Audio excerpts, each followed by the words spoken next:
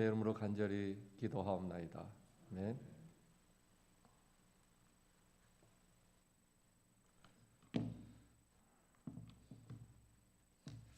인생을 살다 보면 여러 가지 위기의 순간이 닥쳐옵니다. 부부간의 위기, 또 부모와 자식 간의 위기, 또 직장 생활을 하시는 분들은 직장에서의 위기, 또 살다 보면 몸이 아프니까 몸이 아파서 오는 여러 가지 위기가 올 수 있습니다. 뿐만 아니라 우리는 혼자 살 수 없기 때문에 친구들도 있고 또 여러 내가 만나는 그룹들이 있으니까 그런 인간 관계의 위기 등등 위기 상황이 많이 올 수 있습니다. 저도 최근에 가장 저와 친한 친구, 한국에 있습니다. 물론 중학교 동창이었는데요. 그 친구와의 위기가 있었습니다. 우리는 매일같이 카카오톡을 했었습니다. 그리고 제가 아무리 목사라고 하더라도 심한 농담도 많이 하고요. 그렇게 서로 카카오톡으로, 그렇죠? 문자로 그렇게 매일같이 그렇게 카톡을 주고받는 사이입니다. 한국에 가면 늘 만나고. 그 친구는 아직 미국에, 내가 그렇게 미국에 오라 그래도 한 번도 안 왔지만 항상 저한테 잘해주고 너무나 저한테 잘해줘서 문제인 그런 아주 가장 친한 친구입니다. 근데 어느 날 그 친구가 카카오톡에, 오래된 일이죠. 오래된 일은 아니죠. 불과 한 몇 달 정도 된 것 같아요. 자기 그 마스크를 쓴 사진을 올렸습니다. 그 친구는 저처럼 눈이 큽니다. 다들 아니라는 눈빛으로 저를 쳐다보시는 것 같은데, 제가요 젊었을 때는 그래도 좀 눈이 크다는 소리를 좀 듣고 살았어요. 지금 눈이 안 큽니까? 부릅뜨면 지금 꽤 커요, 웬만한 분들보다. 아니에요? 어쨌든 너무 그 친구가 눈이 커서 마스크를 이렇게 가렸는데요. 너무 어린아이 같아서, 이제 내일 모레 60이 다 되는, 저보다 한 살 많으니까 한국으로는 60살이죠, 한국 나이로 하면. 근데 너무 소위 아동틱하니까 좀 보기가 안 좋더라고요. 그런데 며칠 후에 또 새로운 카톡 사진이 올라왔습니다. 이번에는요, 마스크를 이렇게 코아래만 이렇게 가린 거예요. 이렇게 가렸다가 눈만 보이다가 이렇게 가린 거예요. 근데 그 친구가 코가 크고 미남이 잘생겼는데 약간 코가 이렇게 좀 매부리 코는 아닌데 약간 좀 이렇게 삐져 나왔어요. 그런데 그 모습이 제가 볼 때는 정말 좋지 않았습니다. 더군다나 카톡 표지 사진에 그 모습을 올렸습니다. 그때 너무 친하니까 제가 좀 심한 말을 했어요. 야, 그거 진짜 사진 혐오스럽다. 구역질 난다. 그 사진을 보는 사람이 다 나처럼 생각할 거다. 자, 사진을 좀 내려라. 너무나 친한 사이이기 때문에 사실 이런 말을 할 수 있었습니다. 그리고 그 친구는 저한테 더 심한 말도 했었어요. 그런데요, 그 이후에 매일같이 카톡을 날리던 그 친구의 카톡이 오지 않기 시작했습니다. 하루, 이틀, 일주일이 지나도, 2주일이 지나도. 그래서 제가 카톡을 해도 읽씹이라는 말 아세요? 읽고 씹는다.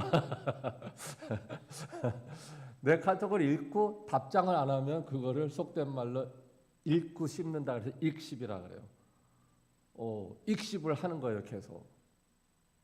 그래서 이게 느낌이라는 게 있잖아요. 이게 뭔가 심각한 상황이 발생했구나. 그러면서 내가 혐오스럽다, 구역질 난다. 이렇게 해서 삐친 거 아닌가? 그런 생각이 들면서 저도 속으로 화가 났습니다.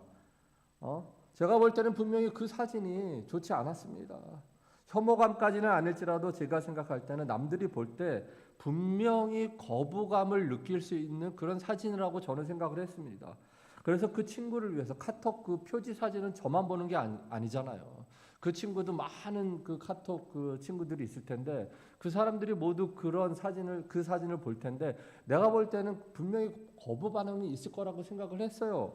그래서 좀 농담으로 좀 그렇게 얘기를 하고 사진을 내려라고 이렇게 얘기를 했는데 그것 때문에 삐치다니, 그것 때문에 이렇게 오랫도록 나한테 카톡을 안 하다니, 나도 화가 난 거예요. 에이, 괘씸한 놈이구나, 이놈. 내가, 이 정도일지는 몰랐다. 이제 늙어가지고 이제 얘가 이제 마음이 소심해지는구나. 그렇게 저도 화가 났습니다. 사실 이게 아무것도 아닌 작은 일이잖아요.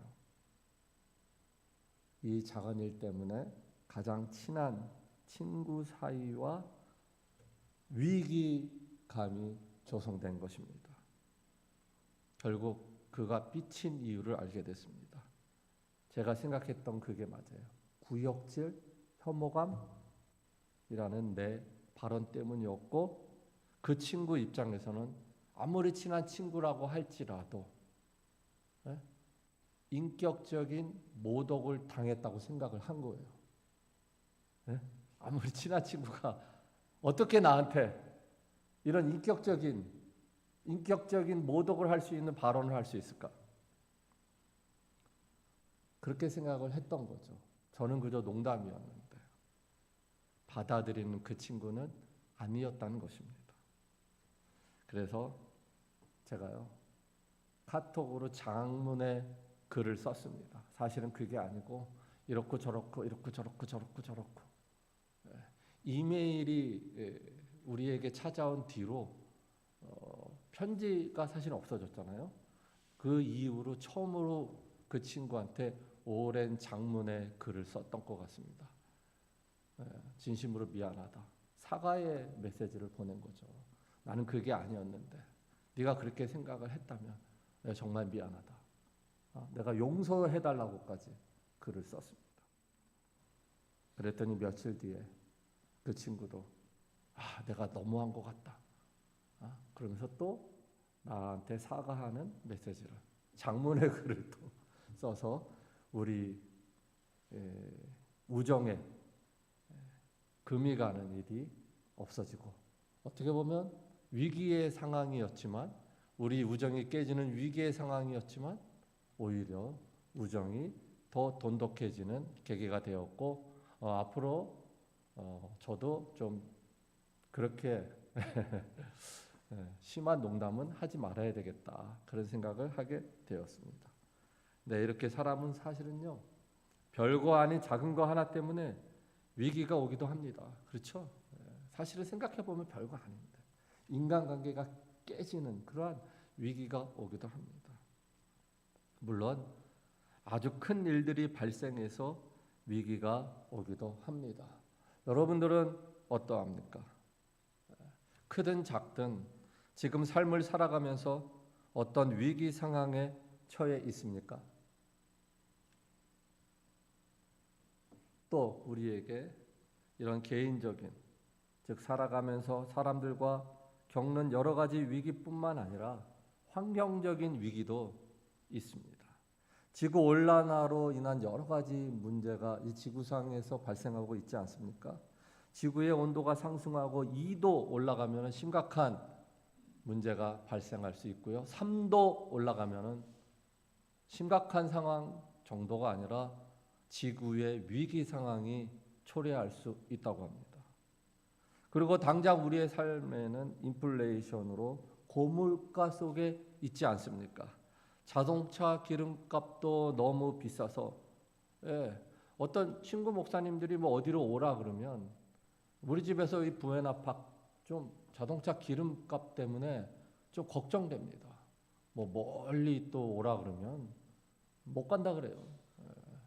자동차 기름값이 지금 현재 너무나 비싸지 않습니까?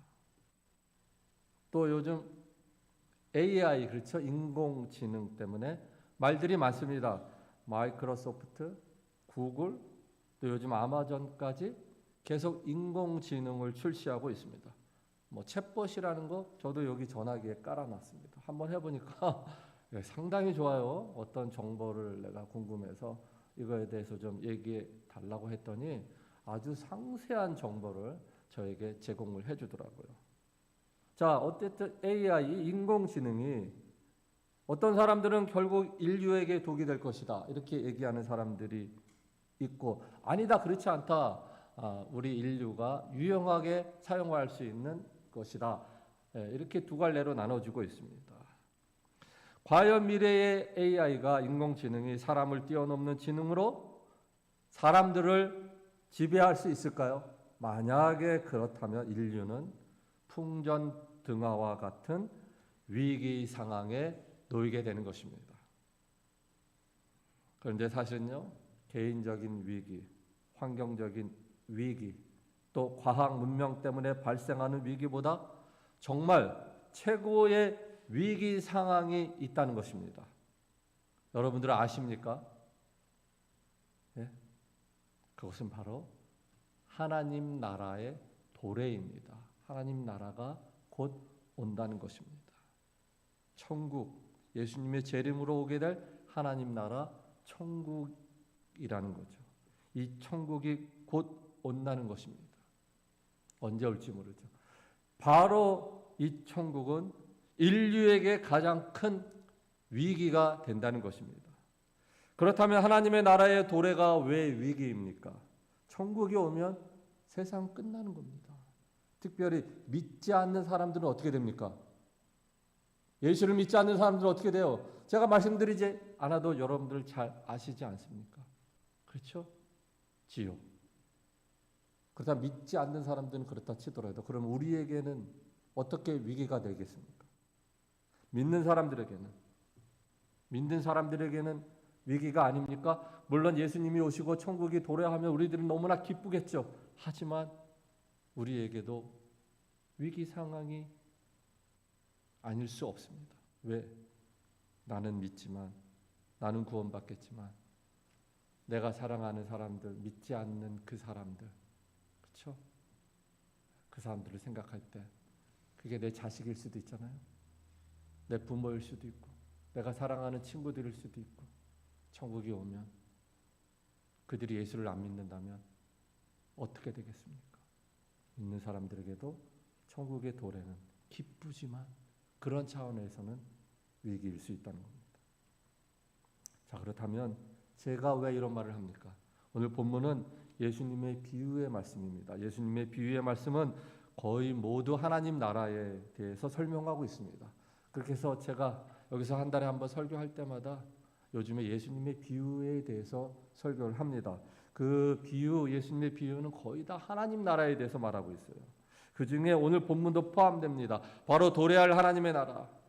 그 하나님의 나라는 곧 임할 것이며 인류는 임박한 위기의 상황에 처해졌다는 것을 보여주고 있는 것입니다. 그 위기 상황 속에서 어떻게 해야 할 것인가, 어떻게 해야 할 것인가를 오늘 본문은 말해주고 있다라는 것입니다.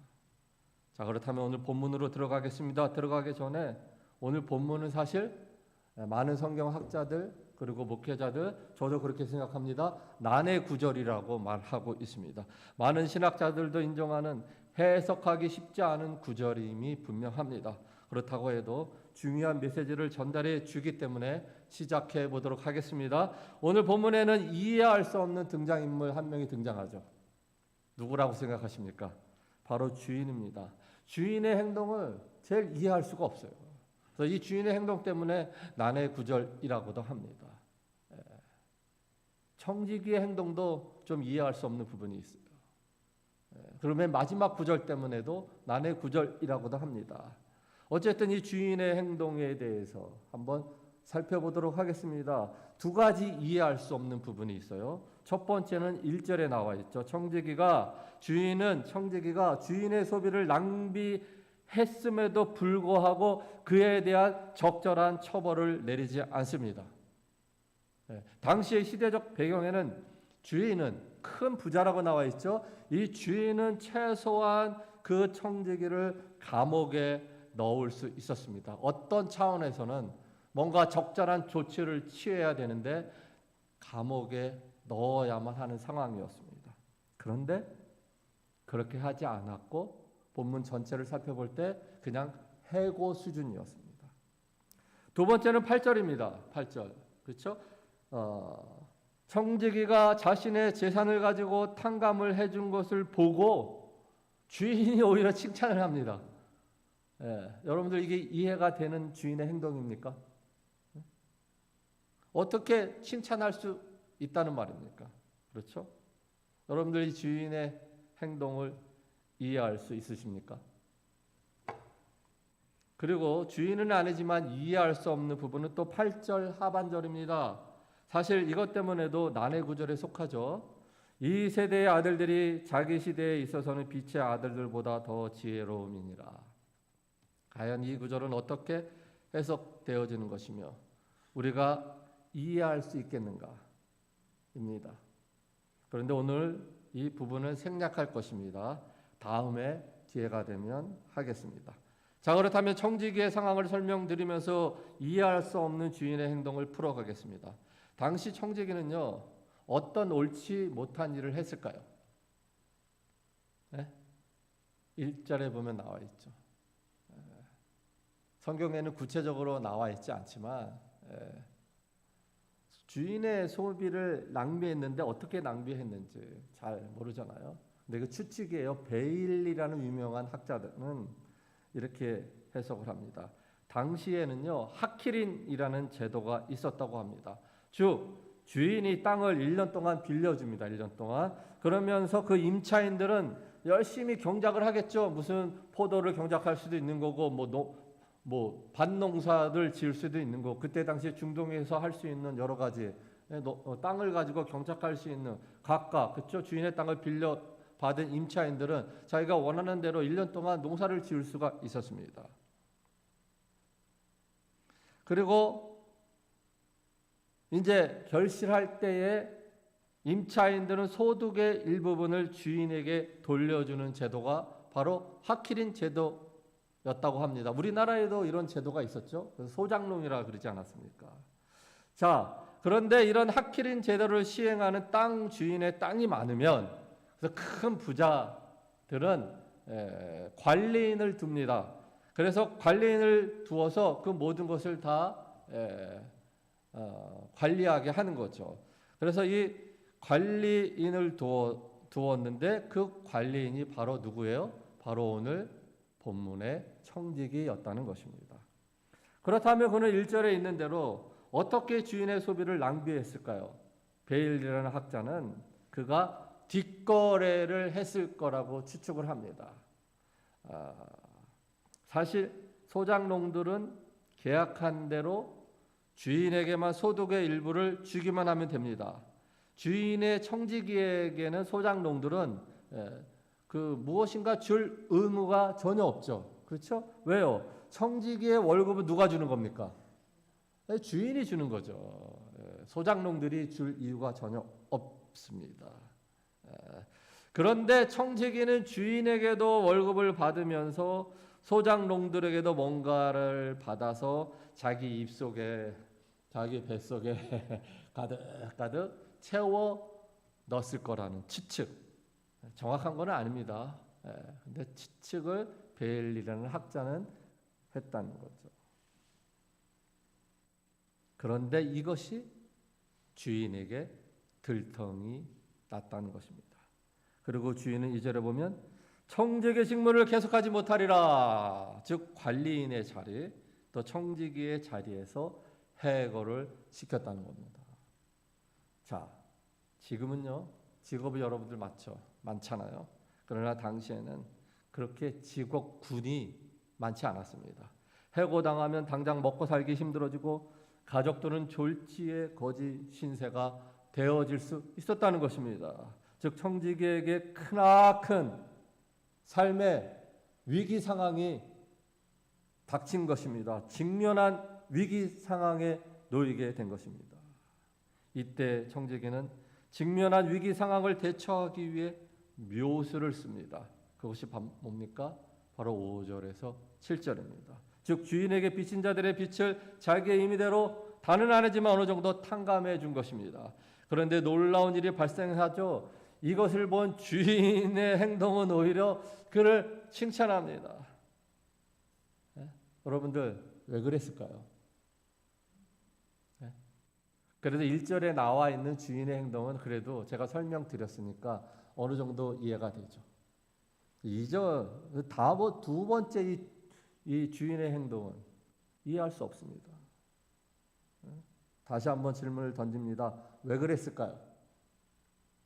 특히 왜 지혜롭다고 오히려 칭찬했을까요? 네?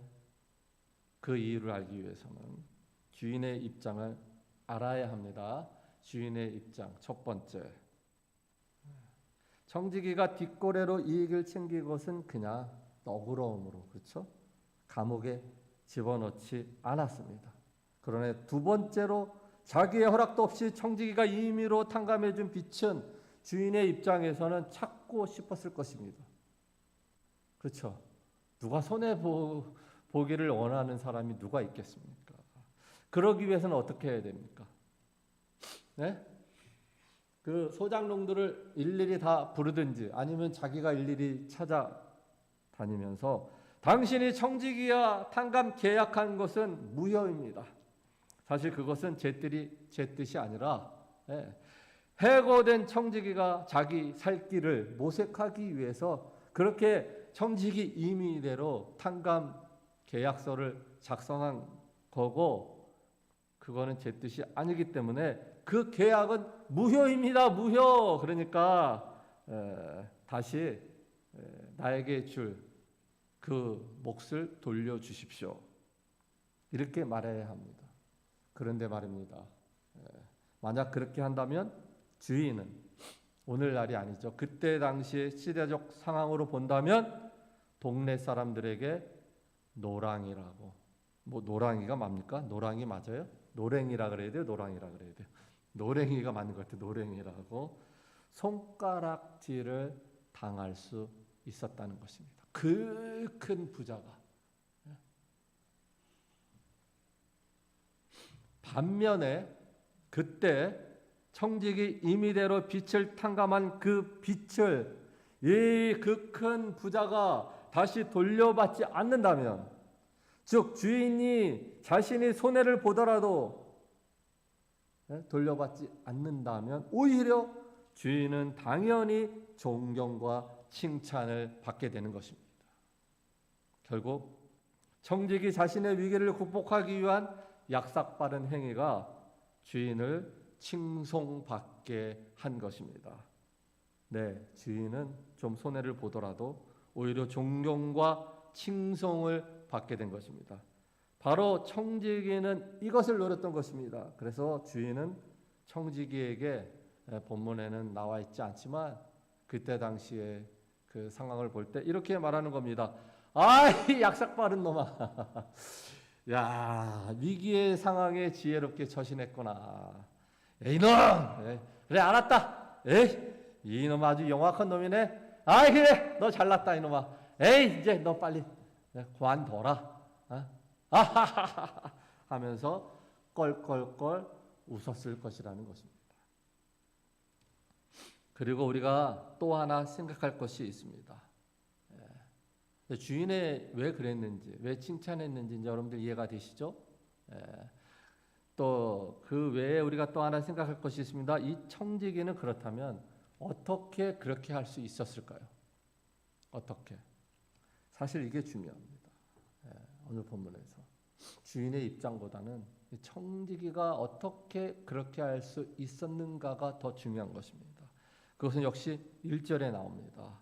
청지기는 자신이 주인 몰래 부당한 이익을 챙겼다는 것이 들통이 났을 때 사실 감옥에 갈 줄 알았을 것입니다. 그러나 주인은 그렇게 했어요? 그렇게 하지 않았어요? 그렇게 하지 않았습니다. 바로 이때 청지기는 알았어요.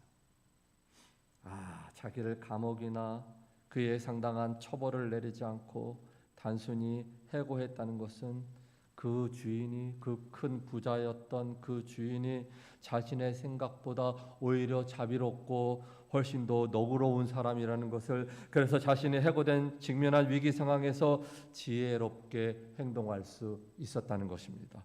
그것이 바로 5절 7절에 나온 그 지혜로운 탕감 계획이었다는 것입니다. 따라서 결론은 청지기가 직면한 위기 상황 속에서 주인의 자비를 의지하여, 뭘 의지하여 자비, 너그러움을 의지하여 지혜롭게 탕감 계획을 세워 자기의 문제를 해결하였다는 것입니다.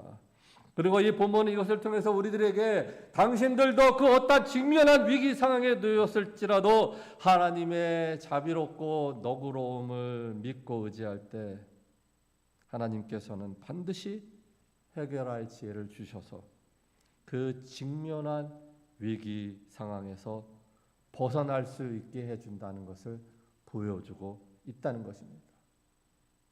오늘 본문은 청지기의 도덕적인 문제를 터치하는 게 아니에요. 지혜로움을 다루는 거예요. 이 청지기는 주인이 너그럽고 자비로운 사람이라는 것을 파악해서 탕감 계획을 세워 자신의 위기를 극복했다는 것입니다. 구약의 모세는 위기의 상황 때마다 하나님의 자비하심에 의지했죠.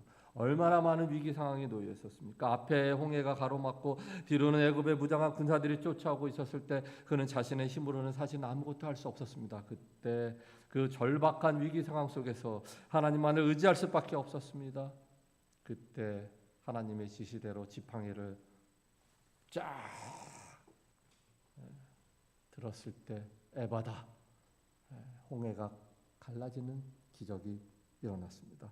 야곱은 압곡당 저 너머에 두 눈을 시퍼렇게 뜨고 자기를 죽이려는 형이라는 위기 상황에 놓여 있었습니다.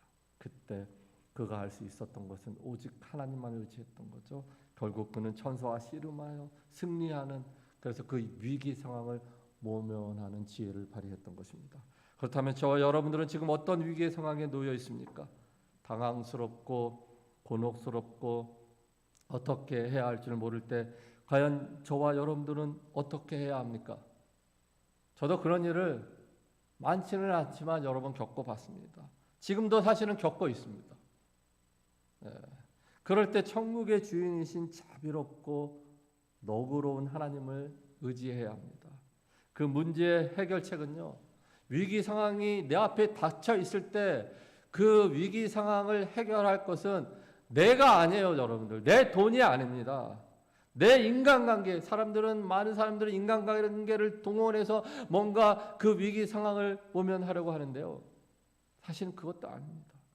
또 나의 어떤 높은 지위, 내가 갖고 있는 그 어떤 것, 그런 게 아니라 자비롭고 너그러운 하나님밖에 사실은 없다는 것입니다. 그렇다면 이제 우리는 어떻게 살아야 합니까? 청지기가 주인이 어떤 사람임을 파악했을 때, 그 주인이 자비로운 사람임을 알았을 때 직면한 위기 속에서 탕감 계획이라는 지혜를 발휘할 수 있었습니다. 그와 같이 우리도 우리의 삶 속에서 늘 하나님을 알아가야 한다는 거예요. 이 청지기가 주인이 자비로운 사람이라는 걸 알았을 때 움직일 수 있었어요. 우리도 하나님을 알아가야 한다는 겁니다. 하나님이 어떤 분인지 늘 파악해야 한다는 겁니다. 만약에 여러분들이 이것을 하지 않는다면 여러분들은 결국 아무 생각 없이 사는, 그저 위기의 순간이든 아니든 내 생각대로 사는, 내 고집대로만 하는 그런 멀쩡한 신자로 살게 된다는 겁니다. 오늘날 크리스찬들이 문제가 뭡니까? 내 감정대로, 내 느낌대로 사는 게 문제예요. 하나님을 기피할 때 절대 그렇게 살 수 없죠. 하나님의 의지와 하나님의 뜻대로 살 수밖에 없습니다. 그러나 하나님을 모를 때 결국 내 멋대로 사는 크리스찬이 될 수밖에 없는 겁니다. 그럴 때 결과는 뻔한 겁니다. 뭡니까? 그럭저럭 살다가 그냥 가는 거예요. 겨우 천국에는 가겠죠. 그러한 나의 삶이 과연 하나님을 기쁘시게 하는 삶이 될까요? 그러나 하나님을 깊이 있게 알고 있다면 말입니다. 하나님의 은혜로움, 자비로움, 사랑, 인애, 긍휼, 영원하심, 전지전능 등등 하나님을 인격적으로 체험하고 경험하고 알았을 때, 나에게 그 어떠한 직면한 위기 상황이 닥쳐오더라도 나의 위기를 극복할 지혜뿐만 아니라 상황을 역전시켜서 오히려 하나님께 영광이 되는, 오늘 불의한 청지기가 주인을 오히려 존경과 칭찬을 받게 한 것처럼 우리도 하나님을 영화롭게 하는 삶으로 나아가게 된다는 것입니다. 할렐루야. 사랑하는 성도님들, 오늘 불의한 청지기의 비유를 통해 청지기처럼 지혜로운 자들이 되어야 합니다. 그는 불의한 자이지만 주인이 자비로운 사람을 알고 탕감 계획을 세웠고 그 탕감 계획은 지혜롭다고 칭찬받았습니다. 저와 여러분들도 그 어떠한 직면한 위기 상황이 오더라도 자비로운 하나님을 의지하고 당당히 그 상황을 역전시켜 하나님을 영화롭게 하기를 간절히 축원합니다. 기도하겠습니다. 하나님 아버지, 오늘 본문은 해석하기가 매우 어려운 상황입니다. 그럼에도 불구하고 본문을 통해서 하나님은 어떤 분인가를 우리가 깨달았고 우리의 위기의 상황에 우리가 어떻게 해야 하는가를 알았습니다. 하나님을 깊이 있게 알아갈 때 우리는 위기 상황을 극복할 수 있습니다. 하나님을 모를 때 결국은 내 힘으로 무엇인가 문제를 해결하고 할 때 그때 위기 상황은 모면할 수 없다는 것을 깨닫고 하나님을 깊이 알아 그 하나님을 의지함으로 나아가는 우리들 모두가 되게 하여 주시옵소서. 예수님의 이름으로 간절히 기도합나이다.